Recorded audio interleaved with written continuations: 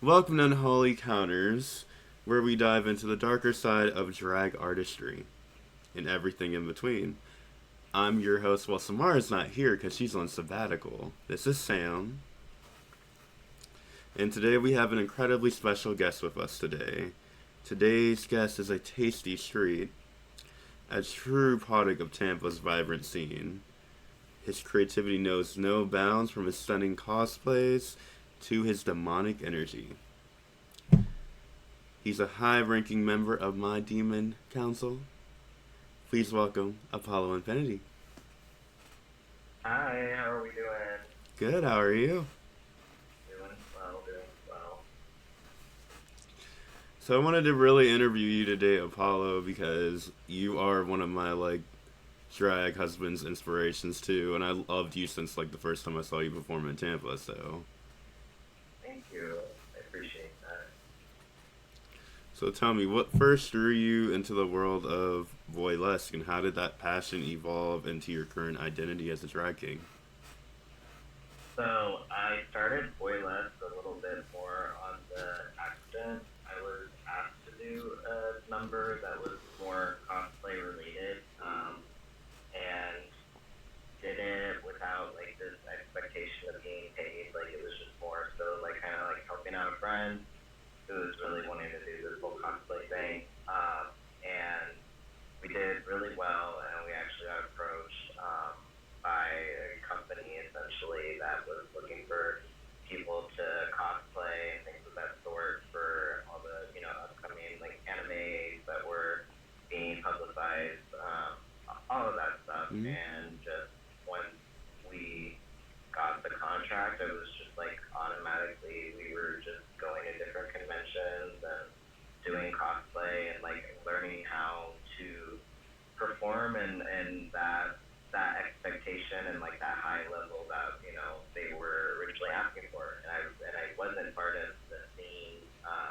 I wasn't a theater kid or anything of that sort, so really the most background I had with performing was I used to be taking dance classes when I was a kid, and I Mm-hmm. was in flamenco. That was really like most of my only stage experience. So I had just basically a really weird start, and not as much history when I did my first few numbers about the burlesque scene, and finding enjoyment and kind of like snowballing into this type of industry. I fell in love with it, and I started doing all my research and um, learning the tips that were documented by other performance artists, and it just kind of helped funnel that essential like creativity and type of process. And then I started to realize, because I was cross dressing while doing burlesque at the time, Mm-hmm. because I had not transitioned. It was like I was merging drag and burlesque together, and eventually it became that my stuff was becoming more and more and more drag and less boylesque. And now it's just kind of really like solidified and being like a drag king from all those years. How did you put both of the art together though? I think just sometimes you have like an idea that for me, I didn't have anybody in my community at that time that was doing like male drag. Mm-hmm. And that was what I thought it really was. It was just like, well, if guys can impersonate women and that's a drag queen, then what's the opposite? And it was later when I found out, no, that is a thing, and it's not an uncommon practice. You just don't see it mainstream.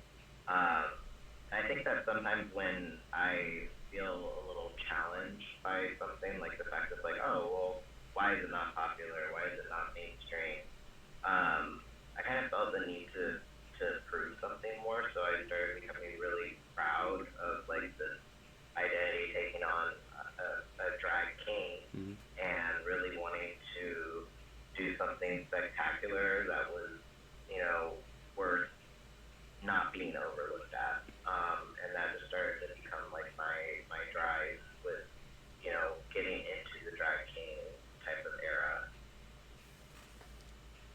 So, was there a specific moment that you realized drag was the path that you did want to take? When did that happen? You know, I honestly can say I don't know if it even really still is the path. I don't think I ever specifically had this moment where I was like, I'm only gonna do drag and then this is like my life. I started off really loving drag mainly because I felt as close to who I, felt on the inside was, more reflectively on the Mm-hmm. outside. And for me, doing drag was like me actually being able to live out as a man. Yeah. And I would say predominantly that was a big thing for me to like to finally physically transition.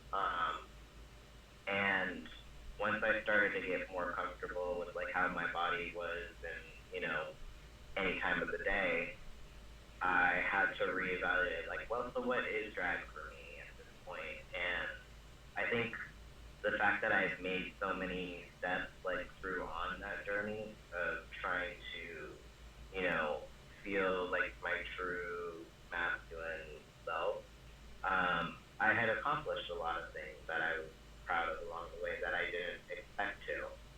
And I think when you start doing something for a long time and you're passionate about making those things accessible for other people too, um, it's really not just about the art. It's just about like keeping everything alive, wanting to see better for the community in general.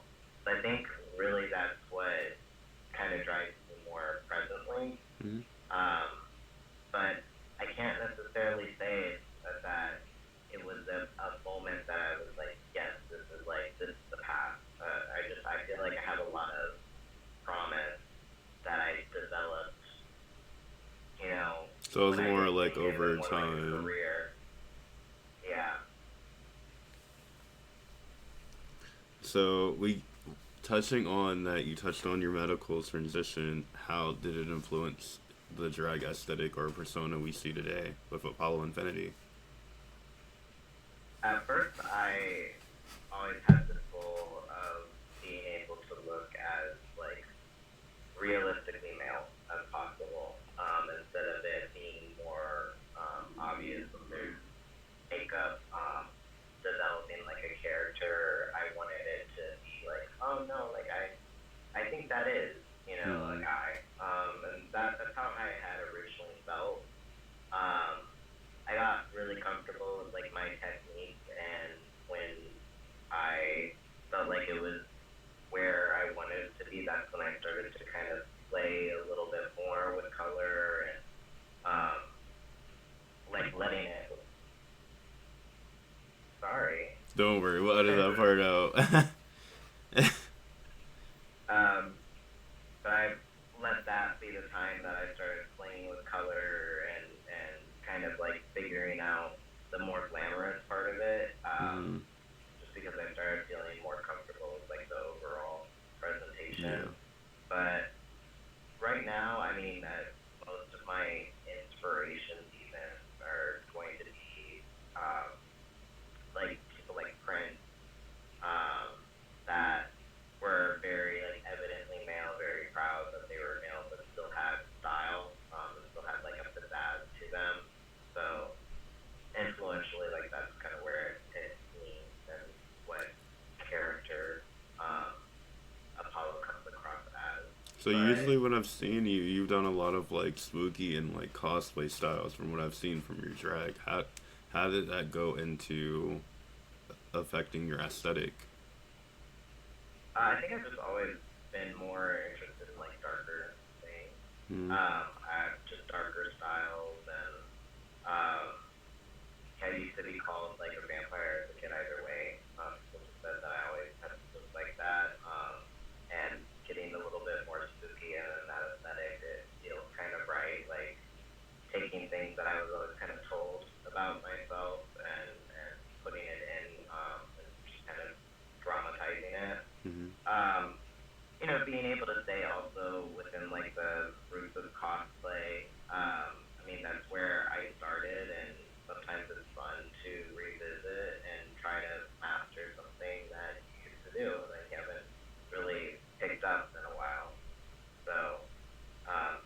kind of like come here and there, Yeah.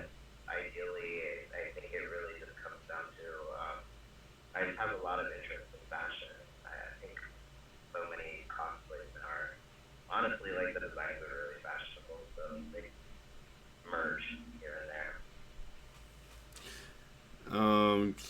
So now that we move from moments, I do want to talk about, because we moved on to your self discovery and your powerful and how to reflect it across the stage. But I do want to talk about you juggling many roles from drag king, show director, tattoo apprentice. How do you balance all these identities while staying true to your vision of an artist? I don't really think there is a balance. I think that I just have to keep myself motivated because I find that sometimes I have to put certain things a little bit on the back burner. Like right now with tattooing and stuff, um, I have like all my essentials and stuff, but I don't really have the commitment at the moment while I'm juggling other things to Mm-hmm. do it as regularly.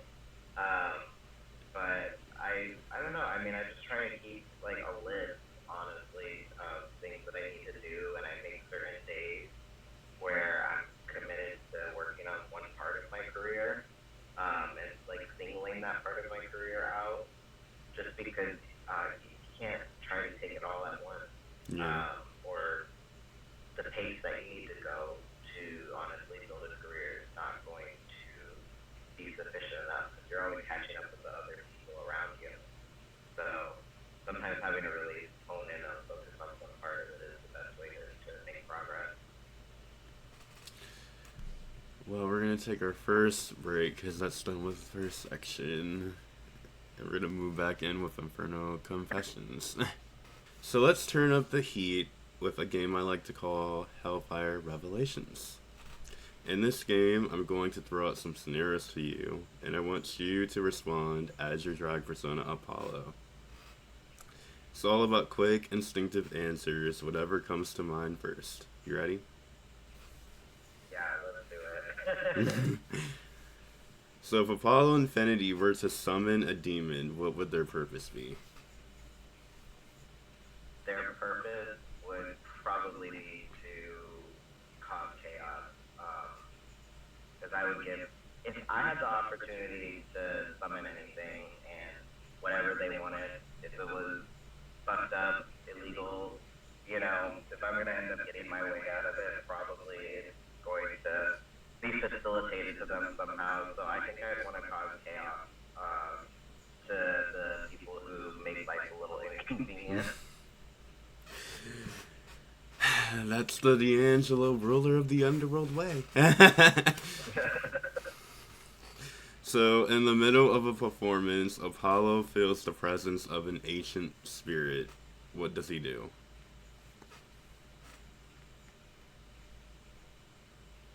I'm gonna have the Asian spirit have to wait up because I have to collect my tips and my Pokemon before dealing with that. Yeah.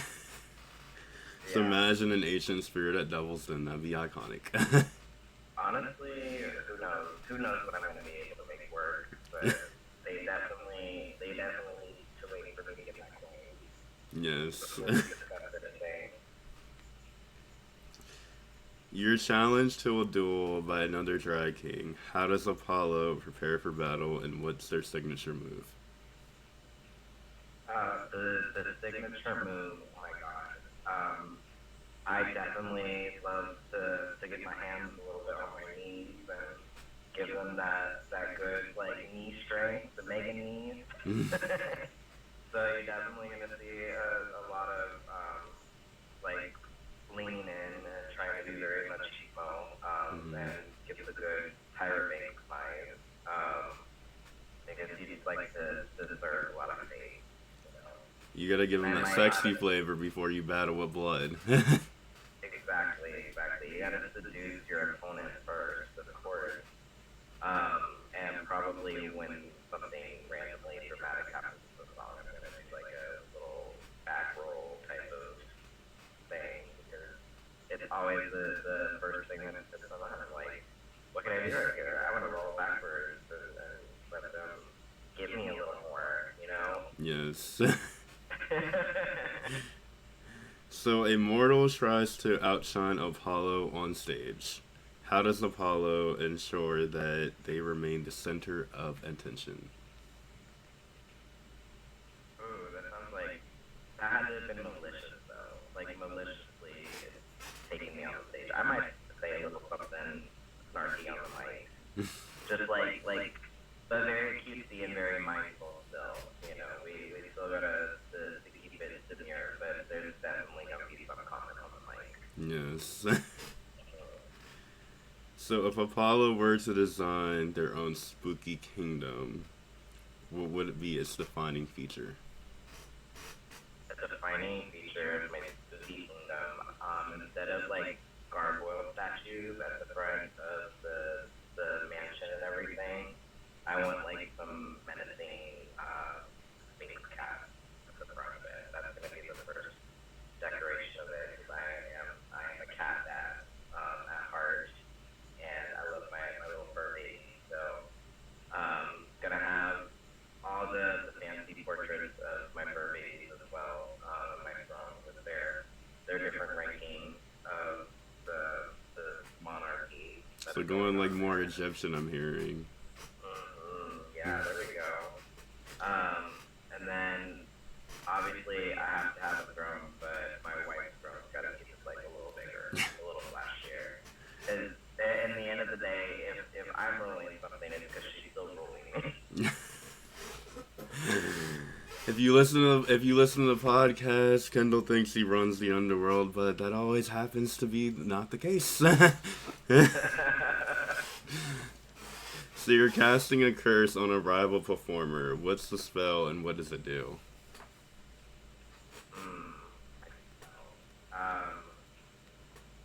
Definitely, I can keep my makeup on pretty well in the heat, so mine would be like to make somebody's makeup like evaporate or just like fully melt off, like that. That would be so cool. That's right. It would be so rude. So I think that would be my ultimate shading power. Throwing the shade that way. Yeah, to melt faces. So Apollo is asked to perform in a haunted mansion. What's the showstopper number that they choose to leave the audience spellbound? Gosh. I think like a dream number definitely is to do some crazy shit with some fire. So can't do that at where I work because we have ghosts that don't like fire, but there's definitely gonna be some crazy pyrotechnics in it. I've seen with a lot of houses, especially like HHN, it's always pyrotechnics. They love fire. Oh yeah, for sure. And then finally, if Apollo Infiniti were to have a signature drink at a demonic bar, what would it be called and what's in it? Gin is 100% in. I'm a fan of gin for sure. So maybe something with Bombay. I love something a little sleepy, a little cozy. So with lavender, definitely would have to have lavender with a little like sweet like tart with it. So like a lavender like gin lemonade.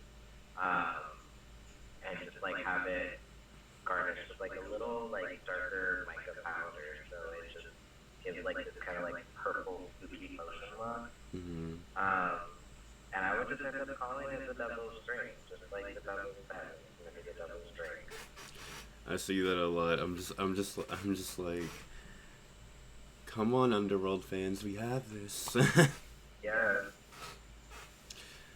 So we're gonna take our next break right there, and we're gonna be back, fans, with Back in Time. Let's play over here, starting back in 5, 4, 3, 2. So Apollo, come with me through my portals that I created as we go back in time and we see a little spooky king walking the demonic streets.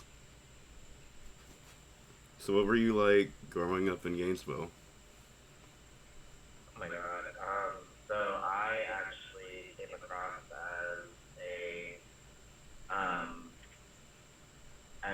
tomboy trying to disguise themselves as a girly girl. So when I was younger, was very much like, I mean, honestly, it sounds very picky, but I was like one of the boys, and so, I'd be the only girl with them, and like I only wanted to hang out with the boys, Mm. and I didn't relate to girls and things of that sort. So, one would probably assume pick me, but I just was early on not really understanding women because here I am, I've transitioned, and I didn't feel like I had a good grasp of like people who were my sex. So, yeah, I always just kind of was like trying to be this sheep, but I was kind of like a wolf in the shadows of the girls. Mm. So that was a very encompassing type of person that I was for a long time when I lived there. So we get from Gainesville, and then how did that early life experience that we just talked about influence the artistic path and eventually lead to the drag persona of Hollow Infinity?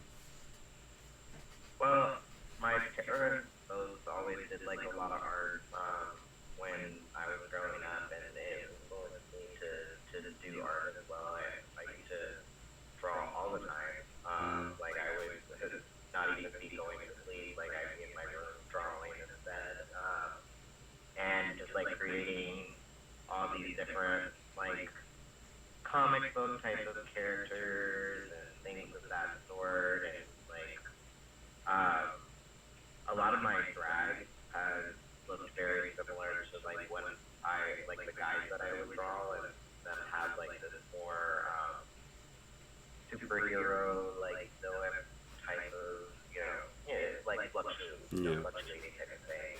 But most of it was a lot about like style and the specific like appearance and presentation of these guys, and I had my own version. Well, it basically looks like drag queens too. But my art part of it merged mainly because of that love that I had. Like when I was drawing all these, characters, the whole thing with the fashion and that they were just like so over the top and gorgeous. And I was like, well, if I can draw this, then how difficult is it going to be to paint it on So my it's page? more about the super villain artistic style for you. Yeah, absolutely. One second. This chair is being idiotic today. Oh no. Yeah, I hate when it happens. It likes to like do its own thing.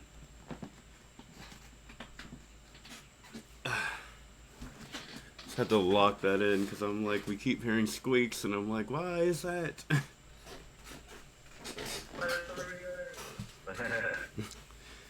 And this is why we have editing. There we go. Okay, so let me pick it up with the next question. When did you first realize you were queer?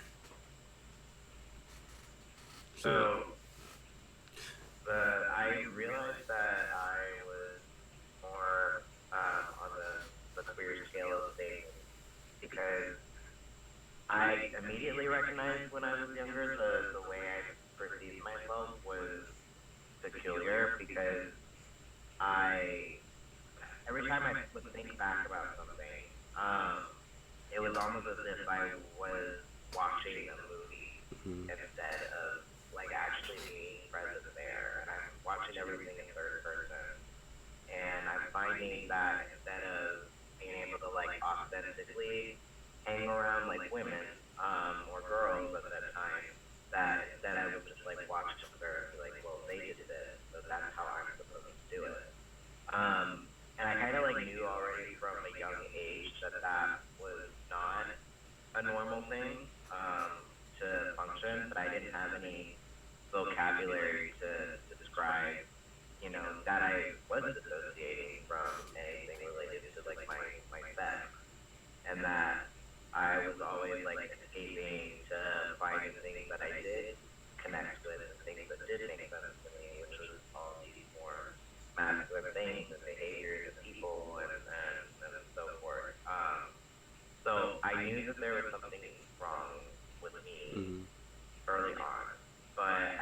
know that that was a queer thing until high school, and that what all those things that I was experiencing were signs of like really bad gender dysphoria, and it took me going to a psychiatrist because I was seeing a psych for some other reasons at that time that were still involved with it.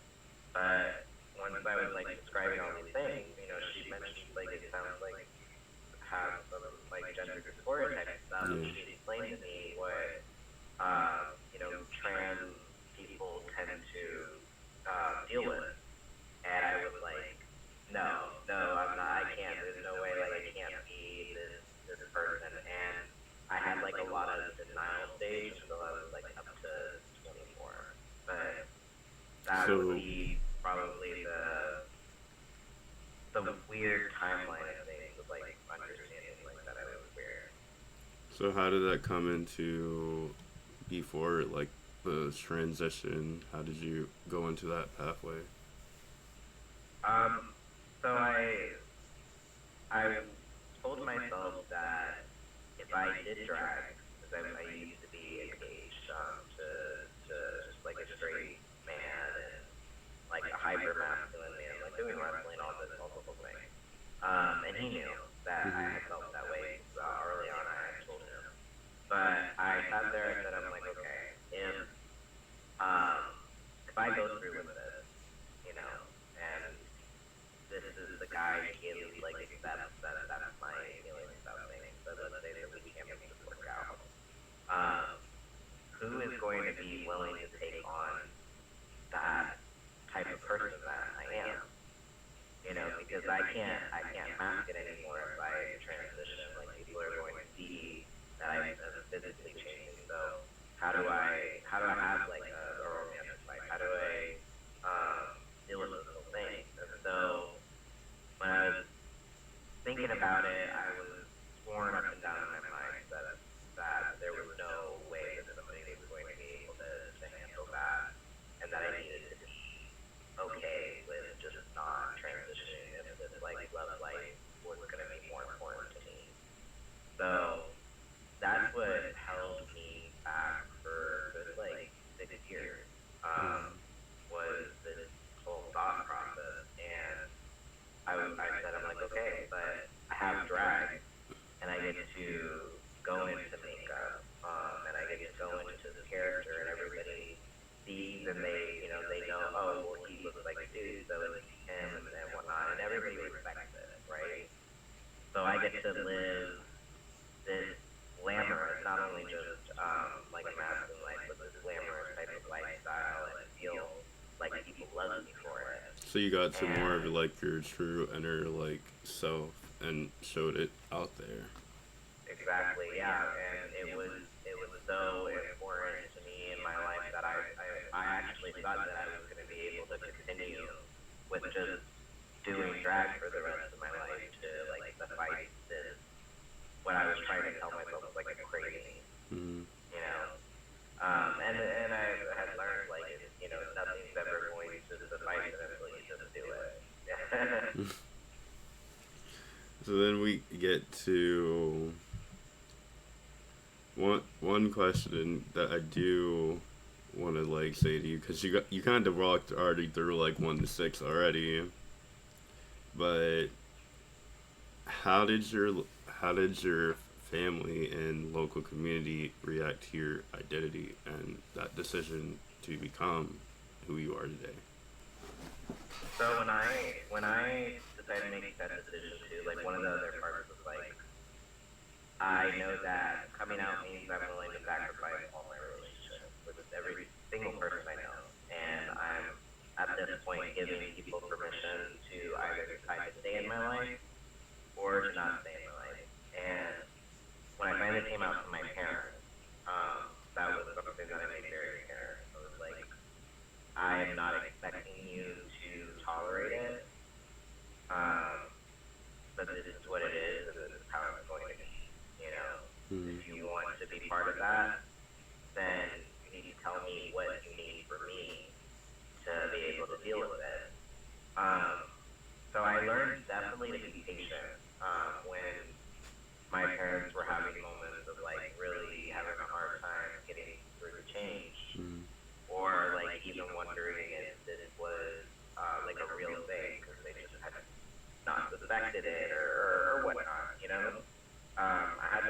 teach myself the virtue of patience for it, and just not like alienating themselves from information that they had concerns about, even if I knew like the information was something that was like falsely spread on the news, being patient with it. And I think a lot of people around me saw how patient I was being, not just with my parents, but just in general, because I knew that I was already dealing with people's like expectations that anything I could be told was going to offend me or this or that, and like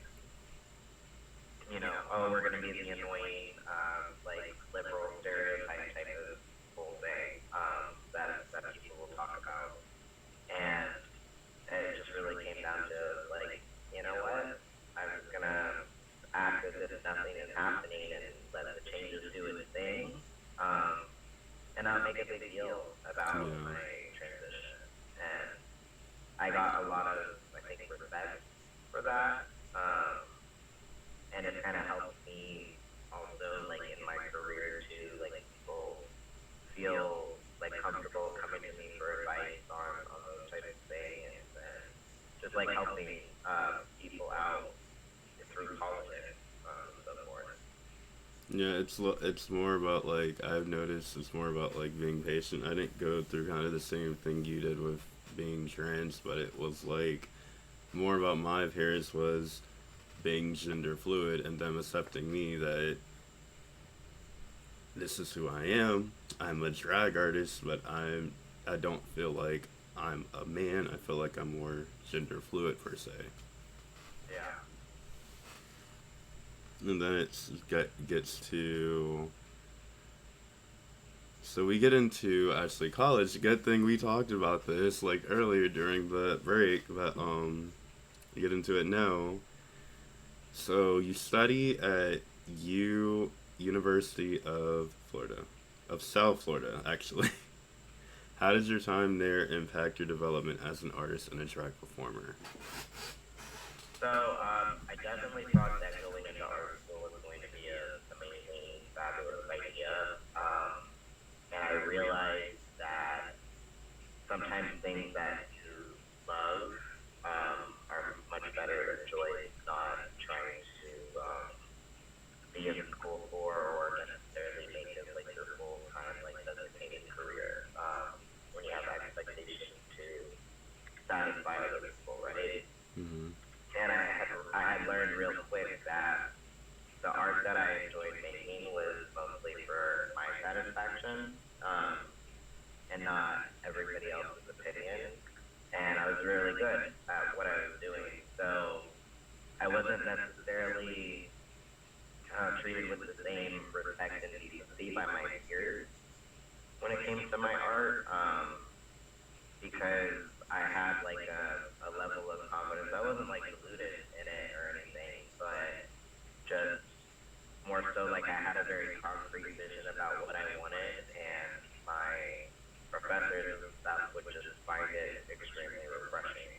And kind of having like a spotlight that light on that was, for myself, was not necessarily the best thing, because there was all these other students who were wanting that validation, and they weren't really developing their art in the same type of mindset that I was.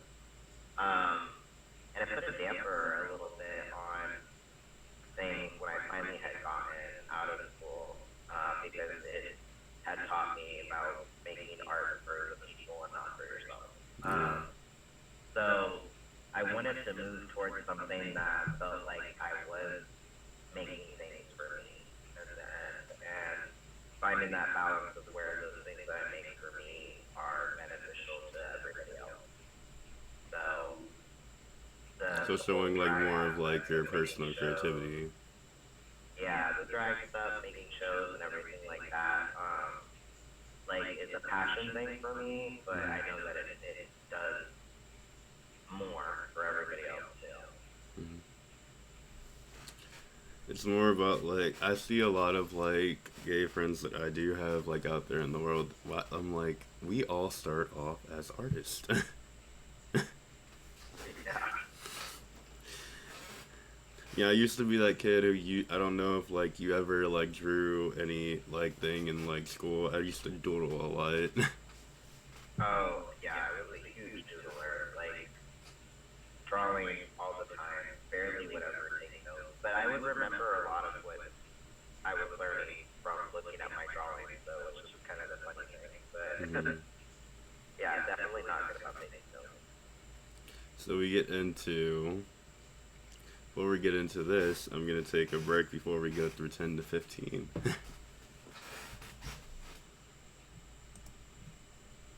Let's play back in 5, 4, 3, 2. So we get after your transition and we get into your college life. So after that, what were the early days of coming into that track career like for you?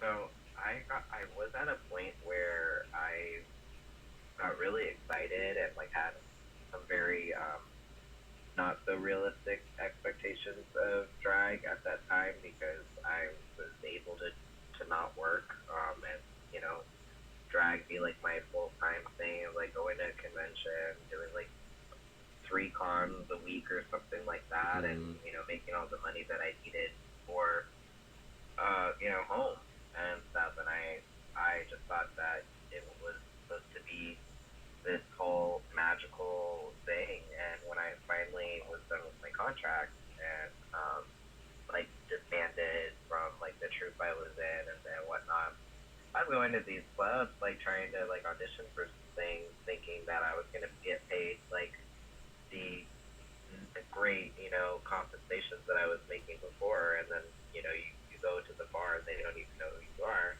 and it's just like, oh, do a talent night or something and we'll see. And I'm like, what? What do you mean? So I think like the earlier days were different and mm, like not necessarily like the regular expectations that I had for the scene.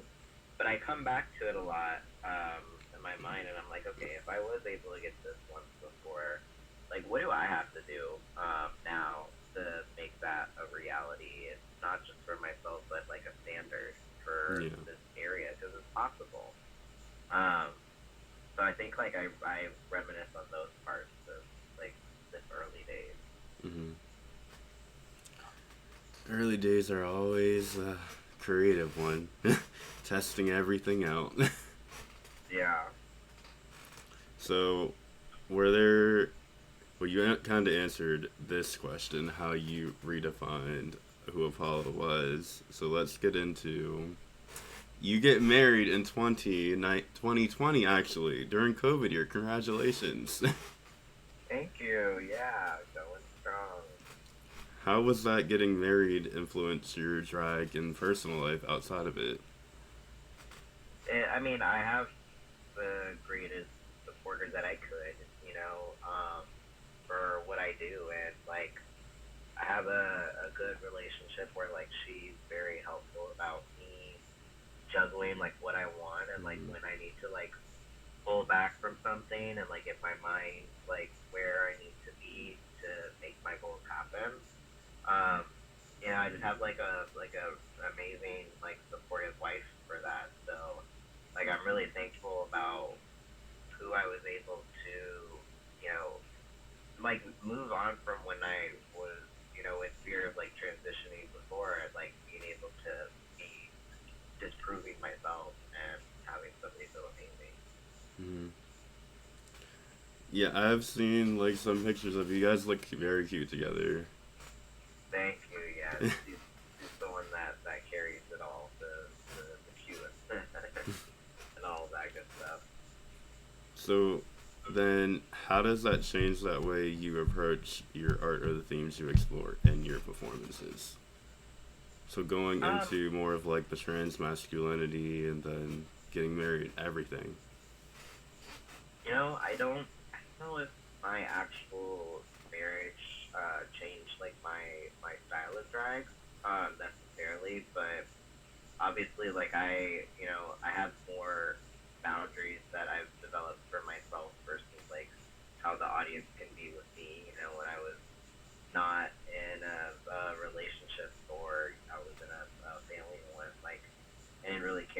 much about how like the audience would get with me, because I think I just liked the attention Mm-hmm. at the time. But yeah, now I mean, I try to always like make sure that everybody hears about like the rules of consent and stuff, and it's really important for me because I have that. I have boundaries I used to not have before, because of being married. So I don't want people to be grabbing at me in any inappropriate way, and I don't want that to happen to other people. So Mm-hmm. I think it just mostly was a big lesson about like promoting like more consensual things happening in the gay spaces we have. It's always great to like have that consent because I have heard a lot of like stories about it before, especially on Drag Race. Yeah, yeah. I know that that's a whole thing right now going on. So not fun for a team. Mm. So if you had to look back, how has it been since you started from all the way with drag at cons to now?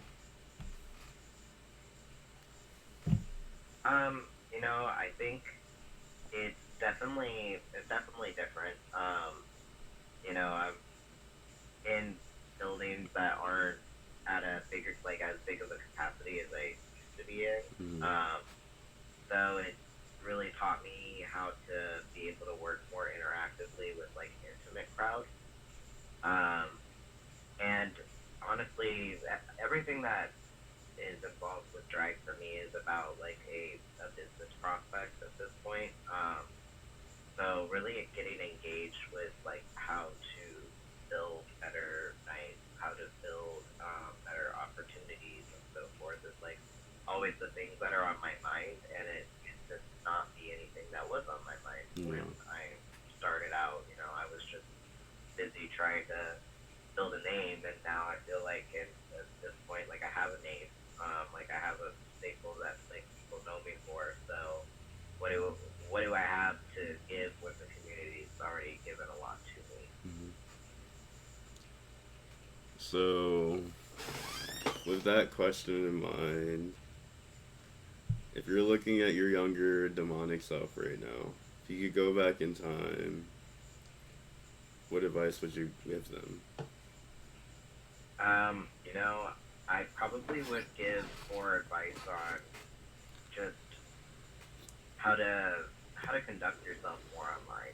I think that a lot of people when they start off with their career in drag, something I notice is like the baby drag phase is what I call it, where you get so like enamored in like the lifestyle and like the attention you're getting, like you're on top of the world and like nobody can put you in your place or things of that sort. And I went through it too when I just thought that like I had to have been the hottest shit if I was Yeah. making all this money.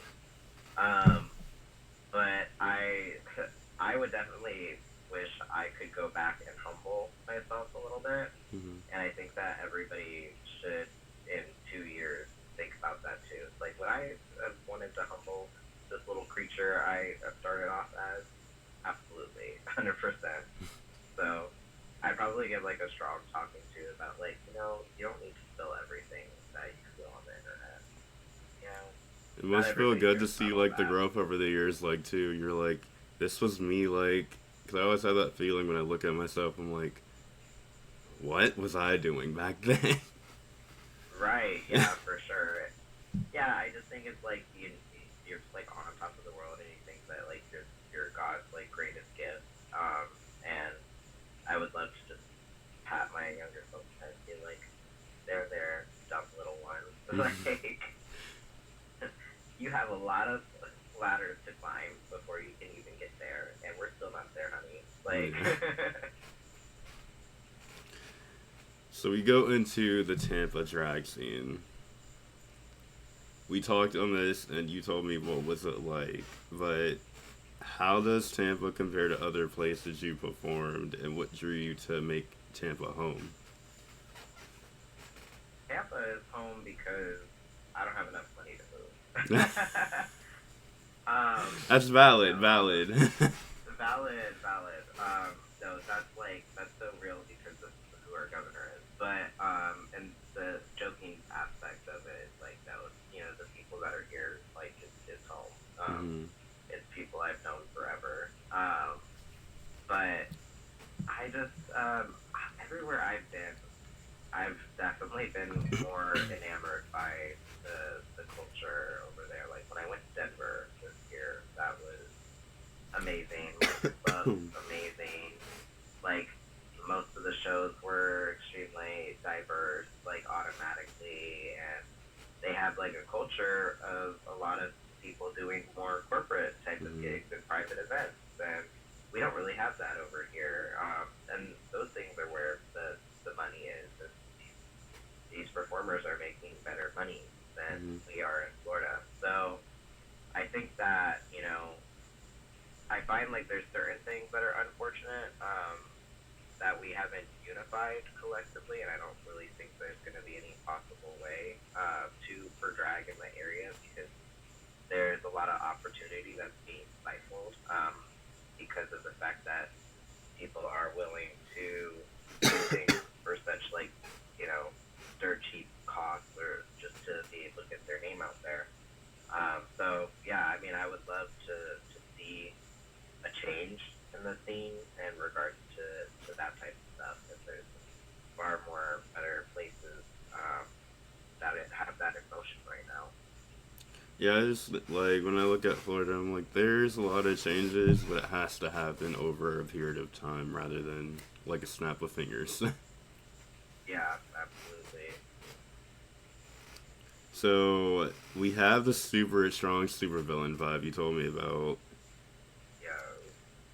How does that get developed into the aspect of Apollo Infinity, and what influenced your portrayal of these characters? I've always been told that I have a little bit of an intimidating vibe or a little bit of a out of reach vibe, Mm-hmm. and so it's like, I was not born to be in theater or whatnot. I never did that type of stuff, so I'm gonna lean into my strengths. And if I come across a little bit bitchy initially, then it's very easy for me to exaggerate it with some makeup and some paint. And so I think it's just I started off the character type of way because I knew that I could emulate the feeling. But now, I mean, I'm at a point that like if people think that that's like an encompassment of who I am, like I don't go online and refute it or go out of my way to try to prove something wrong. Mm-hmm. So I just like let it be its thing, you know. A lot of Like things that I let do me be like whatever I from want to be. you is that like it's not like it looks like latex, but you know what I'm definitely calling it's pleather. Yeah. Hmm. It's a lot of like what I use in like my style too. When I'm doing kind of like my punk rock vibes, I'm like, I need leather. Yeah, all the good stuff, all the leather, the latex, the glossy matte finishes, all the heavy fabric, ridiculously heavy fabric. Yeah, love all that stuff. I think it definitely encompasses the overall vibe that it's a little bit of a baddie. Yeah. And then we get into your cosplay style more. How does that blend with your drag performances now? Just once in a while. I mean, you gotta have like some theme nights. And I've been really trying to get more into like that vibe, and I know how much like nerds love to party, Mm-hmm. as I was one of those that loved to party too. So it's just like I have all this experience from before with that type of culture where we're like celebrating being nerdy. Like let's combine it. Like let's make it happen. And so I just sometimes the cosplay just gets like thrown in with it because you have those opportunities to expand like what types of events you can make with drag. Mm-hmm. Yeah. What theme nights do we have for Devil's Den coming up, if I can know? So the one that I mean, before this airs, of course, it probably will already happen. But we're doing a cryptid scene for this coming Sunday. Oh, We have the fetish ball that's happening the next one, and now we're going to be hosting the official Dorian Electra after party. So we're doing a combination of it being a more like DJ set night, and like actual like party night vibe, but it's all going to be experimental hyper pop and have like a drag show incorporated within it too, just to really like give a bang to the last concert that Dorian's having. So I those are heard a the ones lot that have been about that, but announced I didn't right realize who now. Dorian was. Yes, Yeah, I was like, yeah, I didn't know who he was, so I was looking it up, and I was like, this is actually pretty good music. right, yeah. The music is very fun. So we get into you managed to make some strong connections into Tampa's drag scene. Who are the closest friends you've made, and how have these relationships impacted your journey to where you are now? Probably like within the scene, like I've gotten like a really amazing relationship with people that have been coming to Devil's Den, like making my like relationship stronger with my co-hosts now, like Medusa and Sue. Mm. Having now it's my drag daughter Sonia. Those are people that I'm pretty close to.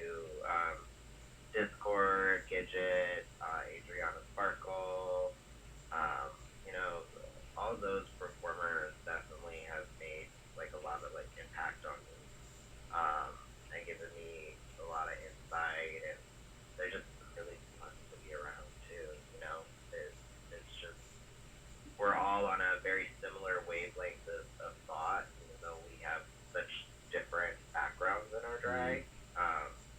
It's just nice to like have that community. It's like we're all on the same page of what we want to think. It's like you took Tampa and you're like, I'm gonna make my own alternative fucking scene now. Fuck you guys. But yeah, Because when I mean that's I the go most to fun Tampa, way. I see a lot of like different kind of styles all together. Yeah, definitely. I will take this break before we play our last game of the evening, because that goes Okay. into our next question. Starting back in 5, 4, 3, 2.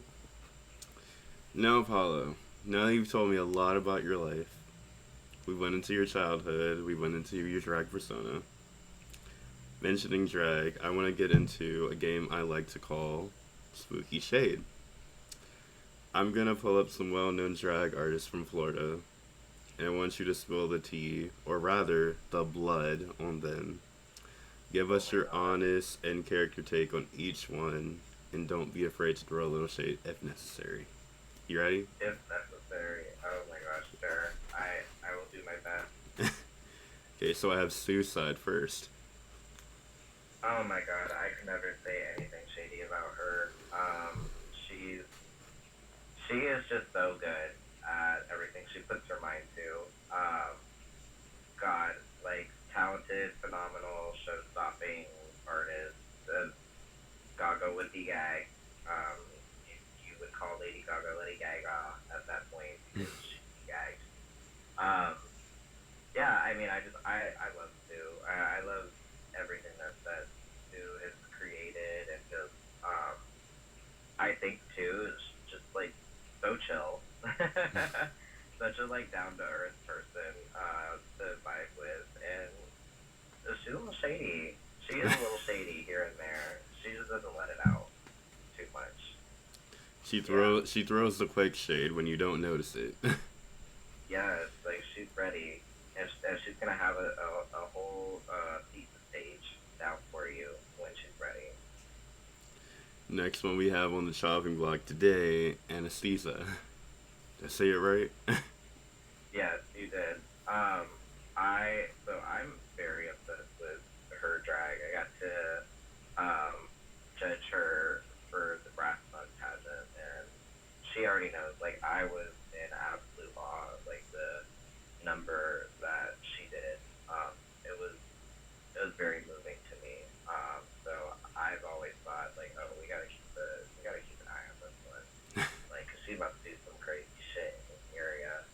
I've always told her when I see her, I'm like, I don't know why, but I really want you to do a Valak fucking number because literally every time I see them paint, I'm like, you look like fucking Valak and it's driving me insane. The only shady thing I can say about her is that fuck that bitch for being as tall as she is. Like, she could have spared some crumbs for the rest of us. Yeah. Next up, we No, have on no the. need to wear all those heels. No, you're good. Okay, so we have on the shopping block Medusa. Oh my god, I love that hoe. She's if anyone ever tries to steal my job from me, it's probably her, and she will go to court for that, 100%. She is constantly in my inbox, asking for the damn lineup or something like that. This thing is so over prepared for something that is not her job. And she drives me crazy, but I love her. And she's hilarious. Next up, we have one of my, who I don't call my mother because she won't recognize me as that, Parasite. Oh my gosh. No, there's a lot of stories I can say about her because we're like really close friends, so. She really said, my bastard child. So what she likes to say all the time, because I won't take her like fucking name, is but she's always seen me as like a mom to me. She's always been that kind of mom figure. But what she Yeah. always says to me is she's like, "You're the child that I couldn't get an abortion with." I love that. I love that. That means that you were very special, very thought out. I love her though. She is absolutely funny. I feel like Homegirl is high 24/7, and I appreciate the hell out of that because I don't know how many times I think I've witnessed her like almost break the fourth wall at when something is happening. She just like looks around. It's like she's looking for the camera to spill her tea to. But she's so funny, and I love everything that she does, and she's so good about like trying to like make so many things happen for her community, and it's really admirable. Mhm. Next up, we have another artist that I know very well, Grip.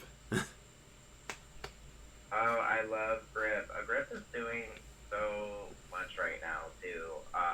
That they should be really proud of. I mean, since they've won the youth drag stuff, like I went from seeing them do more like burlesque troops to being in like a lot of like drag related stuff, and get actually appreciated and their flowers for it. So I love what they have been doing, Mhm. and I think they've been amazing at marketing. I have nothing shady that I can say about this bitch, like except for like why are you doing everything? Like blowing fire and all that fucking stuff. Why are you doing all that stuff when I can't hire you to do that stuff? Hello. Next up, we have I really want to meet this artist, and they're supposed to be potentially on season 16. Jewel Sparkles. Whoa. Okay. I don't know anything about the alleged thing. Not at all. Nothing. So I'm not gonna comment on that. But God, she is so sweet.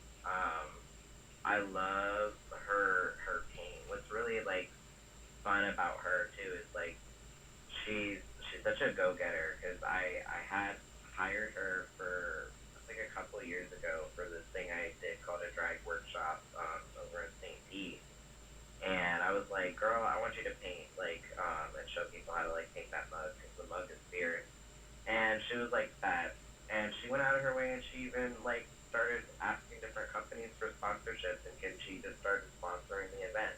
Mhm. So it's like she just thinks out of the box, and she's just so multifaceted and talented. So she's a force to be reckoned with. Well, she does happen to be on the new season. We'll find out in January. I keep seeing the video. I keep seeing the videos, and I'm like, I can't say shit yet. No, no, that's an internship, honey. That is an internship that she went to. I don't know anything about it in the show. So next up, we have one of my. I got to meet this drag artist thanks to Paris, but Sonia Eclipse. That's my baby. That's one of my babies. I have a few babies for sure, but that's my newest little baby. And Sonia is, I mean, Sonia just honestly had like immediately clicked for me that I really liked her because when the Drag Me to Hell auditions came around, she wasn't like performing in person or anything. Like she was a bedroom queen, and she messaged me and she said, "I want to audition for this. I don't have the video of me auditioning, so I want to know, can I go over to the Speakeasy and do a hot spot to prove that I can perform before this tape ends?"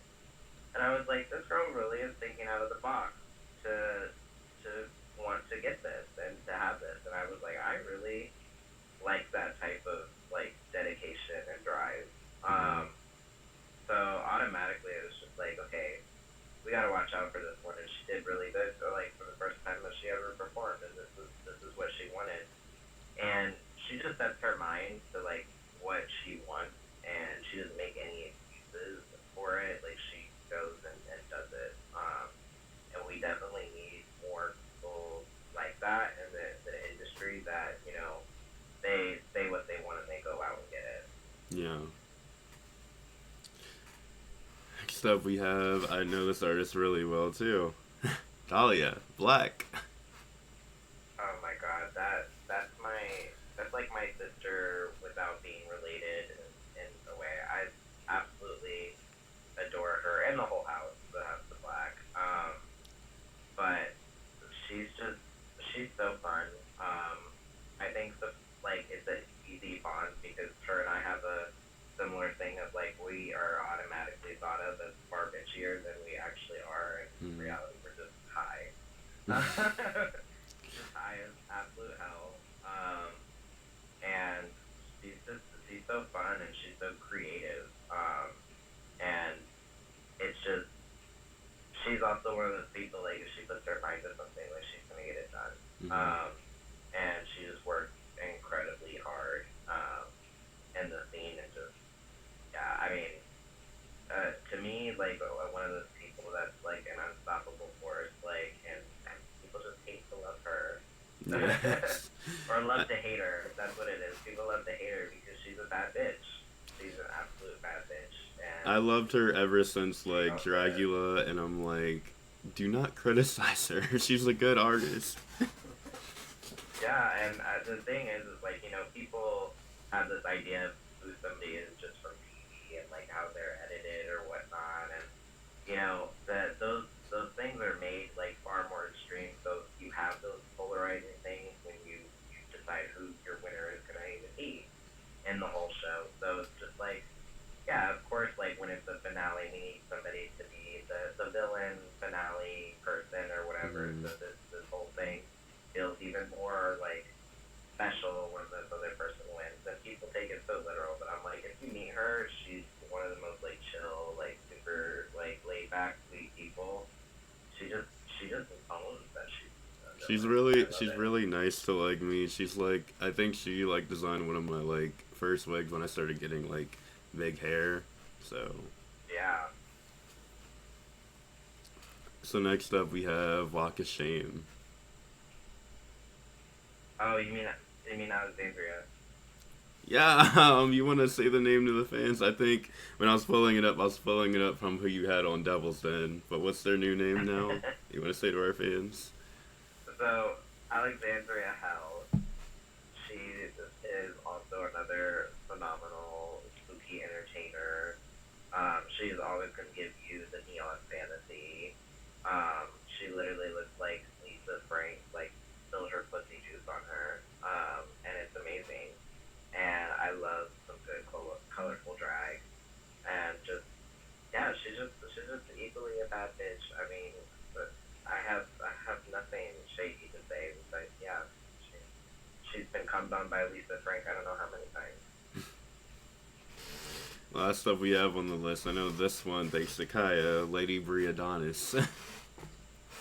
Oh my god. So, Bree is a baddie, 100%. If you don't follow Bree, then you don't know what you're doing, first of all. So, um, I just, I think she is such a versatile artist that she really, like, meshes in with, like, the going to the burlesque, to the sideshow, to the drag scene, and is being able to see her perform and do, like, all the weird, like, flexible numbers, all the technical, like, juggling of fire and breathing it and oozing all that sex appeal that she's got. Mm. She's everything. I mean, she is such the moment, and just really cool to be able to just, like, chill with.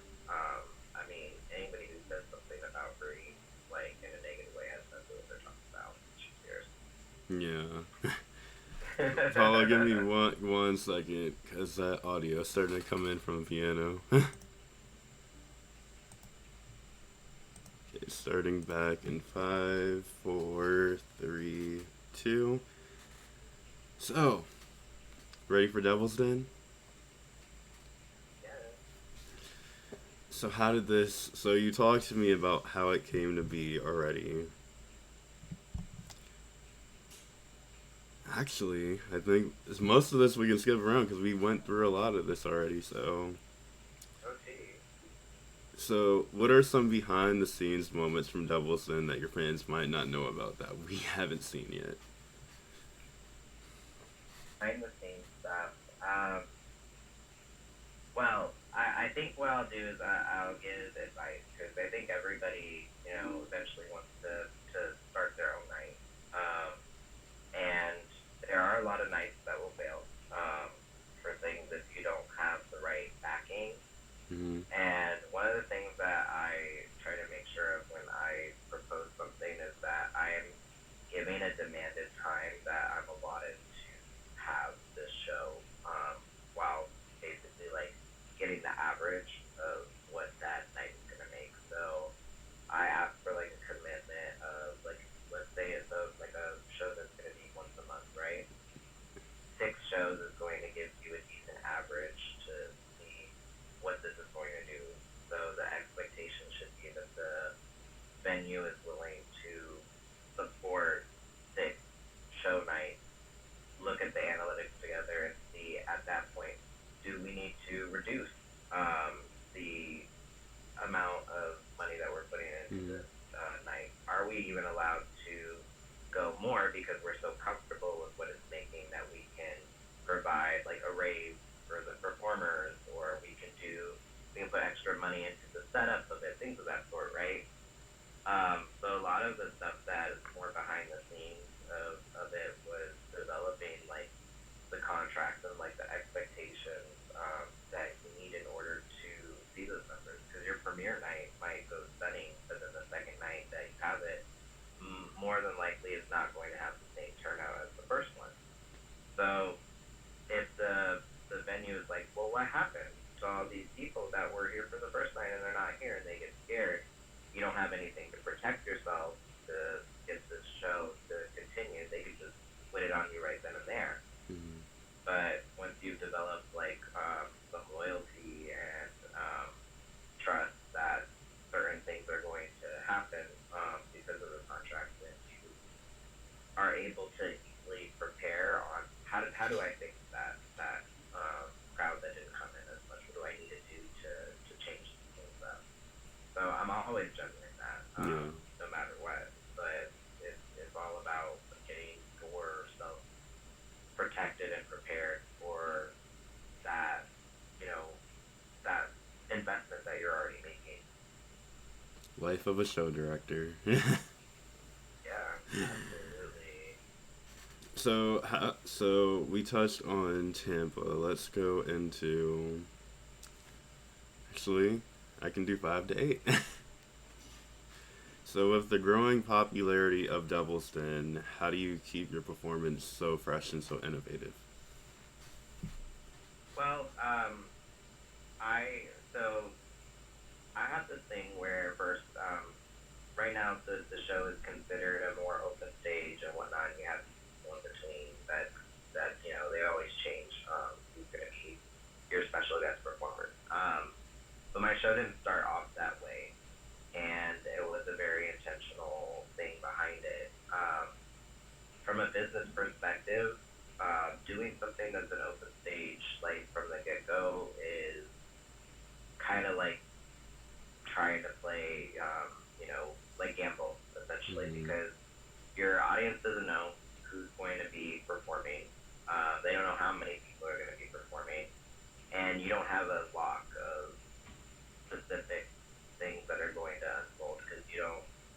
You can't control what are the different types of numbers you're going to get from open stage. Open stage means that it's a creativity outlet. So when you don't have the audience that has really any expectations for it, you can't have the expectations that you're going to have loyal clients because they still aren't going to know next week. Are those going to be the same people there? Who are the new people? I didn't really know, or didn't like this one person that was performing there. What if they come back? I don't know any of the things. Yeah. So trying to start your show off with a very like set expectation, people know like who the performers are gonna be, finding out who are those people that are gonna be rotated out more, because you've developed a loyal crowd that likes those people. All that stuff kind of has to get implemented first before you can start experimenting with what you want overall in the Mm-hmm. show. So I had to get through that like set lineup thing first before we could even get into those like fun conversations and build the trust of like my patrons. Yeah.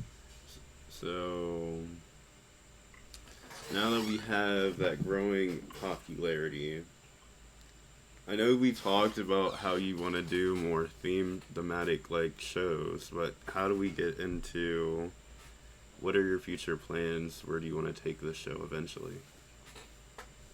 Right now, we're a more lounge type of vibe. You get to sit somewhere in the audience and actually just enjoy the show with no alcohol and things of that sort. And I like that because it panders to a certain type of crowd, that is really kind with the audience and stuff. So I think what I want ideally is to be able to make more very specific type of niche spaces because Devil's Den might be the name of my show, but it's actually the name of the company that I Mm-hmm. plan to like oversee all my events because it's Devil's Den Productions, and that's the base home show. So my main focus is targeting like the spots that are going to be able to do things that we don't even have, in the community right now, and opening up like a new avenue and a new possibility, like doing actual like dinner shows instead of this just be like we're at a bar and we expect the show to happen. Being able to do something more inventive from a brunch. We already have the set expectations of what's going to happen on the brunch. What's something different that I can give that's going to make the bar even more money? Like, Mm-hmm. can I make two separate brunches that have scheduled time and rotate the same cast through it? And so that place is making double the money because of the way the reservations are. So I'm always kind of like thinking about how do I turn what spaces we have potentially available into something, um, that's going to work with it well and make the most amount of money so we can get even more places like that open. Yeah. So I'm gonna leave you with this. What message would you like to leave to your fans, and where can people that are new follow you at? Um, you can follow me mostly on Instagram where you just put in painted from God as one word, in case I'm shadow banned, who knows. But that's where I usually post most of my stuff, and I have a link tree in my bio for all the other like ventures that I go for. Um, but that's what I use the most. And as far as like what I want to leave, with everybody that's listening is I honestly think that it's just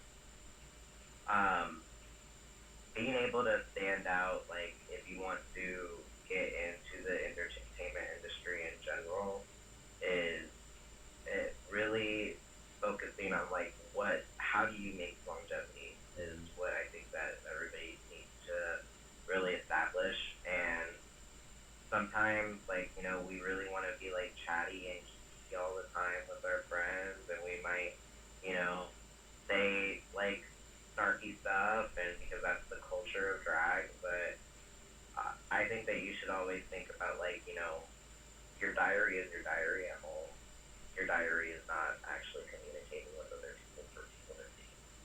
So, certain times, like, opinions that aren't really warranted, or what is the intention that I have when I post this? If it is to stir something up or be negative for any specific reason, this is the time that you maybe just need to put the phone down and write that in a journal. Leave it to be just something for your own eyes, and I think that you'll find that that's going to carry you through so many more things. Is if you think about, like, if I don't write this, what am I doing for myself? I'm respecting myself and my career and my integrity. So I think that's the true way to be able to focus on, like, just prospering through the whole scene. Hmm. And you'll find too that, honestly, like, no matter what people want to say, like, what type of drag that you do, if you're seen as professional, you will still get picked for things faster than other people who might fit the look more but aren't as professional. Hmm. So thank you for joining us on Unholy Diaries on the Underworld Diaries. And I want to thank you, Apollo, because you inspire me so much. I love your artistry. And tonight has been an incredible interview. And you've done so much with your career. Thank you so much for having me. I appreciate it, and being able to just, like, talk about so many different things in the community. Well, to our fans, please make sure that you like, subscribe, and comment down below. And make sure you follow Apollo. You want to say that Instagram message for them again? Oh yes, okay. My Instagram is at Painted from God, where I post most of my stuff, and I have the link tree in the bio where it's more accessible to all my other ventures. And if you didn't hear that, fans, they'll be posted down below the video. But thank you for listening to the Spooky Podcast, and this is Sam saying bye.